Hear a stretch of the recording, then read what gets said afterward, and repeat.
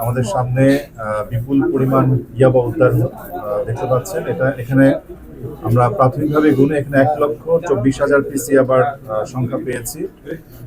আপনারা জানেন যে চট্টগ্রাম জেলা পুলিশের পুলিশ সুপার জনাব মোহাম্মদ মাসুদ আলম বিপিএম উনি যোগদান করার পর থেকেই বিশেষ করে মাদক উদ্ধার, অস্ত্র উদ্ধার এবং আইন শৃঙ্খলা নিয়ন্ত্রণে আমাদেরকে বিশেষ নির্দেশনা দিয়েছেন। সে অনুযায়ী আমরা কাজ করে যাচ্ছি। তারই ধারাবাহিকতায় গতকাল বিশেষ করে আজকে রাতে মানে গতকালকে দিনগত রাত্রে গোপন সংবাদের ভিত্তিতে সীতাকুণ্ড থানা পুলিশ মহাসড়কে চেকপোস্ট করে এবং একটি প্রাইভেট কারে গতিবিধি সন্দেহজনক হলে, অর্থাৎ গাড়িটি খুব দ্রুত বেগে উল্টা পথে চালিয়ে যাচ্ছিল, সেই গাড়িটিকে ধাওয়া করা হয় এবং ধাওয়া করার এক পর্যায়ে গাড়ির ড্রাইভার গাড়িটাকে ফেলে রেখে পালিয়ে যায়।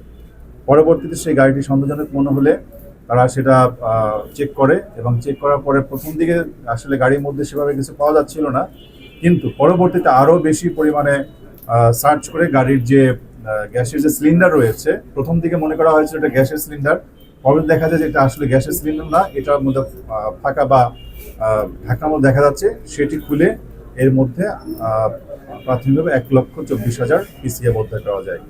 আমরা গাড়ির যে চালক এবং যে গাড়ির মালিক রয়েছে আমরা আমাদের তথ্য প্রযুক্তির মাধ্যমে সন্ধান করছি এবং তাদের বিরুদ্ধে এই মাদক নিয়ন্ত্রণ যে আইন আছে সেখানে মামলা করা হবে।